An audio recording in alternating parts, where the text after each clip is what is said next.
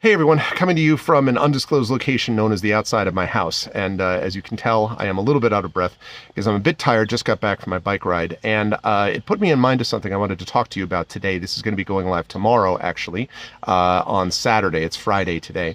And the thing I wanted to talk a little bit about is how much is too much? That is to say, when do you know that you've used up too much energy and you're reaching that dreaded burnout stage where you're not going to want to do this again for a while or maybe ever. So it's different for every person in some ways, and obviously you have to do what's best for you, as we always say, but there are also some best practices here. And one thing to keep in mind has to do with the story I wanted to tell you. I'm taking my bike around on my bike ride today, and there's this one part of the trip where I go up a little bit of a hill. A little hill. It is a shallow hill. It is not a steep hill. It's not Tour de France style, but it's a little bit of hill, right? Most of the time, no problem. But that part of the route goes right by the water, right by actually the ocean. And so the wind blows in from the water. And literally this time going up, and the last couple of days it's been this way too, the wind was blowing directly in my face. It literally felt like I was fighting a headwind, like I'm a plane or something, right? And so by the time I got to the top of that, I was like, I am going to take a rest on the way to the other side. I was super tired. Having said that though, I got back here, got off the bike, and I'm like, you know what? I'm tired, but that felt good. It felt good to be able to get through that and to be able to move on.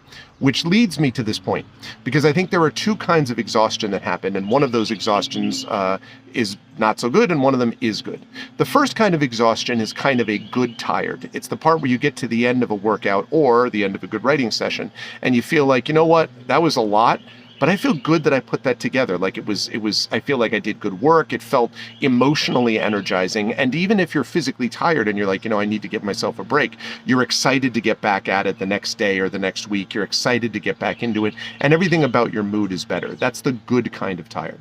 The other kind of tired is when everything is a slog, when everything is a drain, when you feel emotionally drained. In fact, sometimes you can feel physically fine and emotionally not fine. Often that could be a sign of depression or other things, but beyond that, it's a matter of where you've been stretched too thin. As Bilbo Baggins says in Lord of the Rings, like butter scraped over too much bread. It feels just like that. So I think one of the things to keep in mind as you're writing is sort of monitoring how you're feeling in terms of your energy level.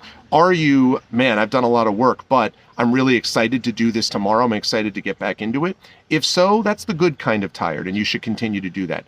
If, on the other hand, you're in the stage where you're like, everything about this is a slog and I just can't, then you not only need to stop and rest, you need to reassess whether or not maybe that's the kind of exhausting work you don't want to be doing as much of, and you need to mix it up in terms of process or product. Just a few thoughts. I'll have more about this later, but otherwise, have a good week.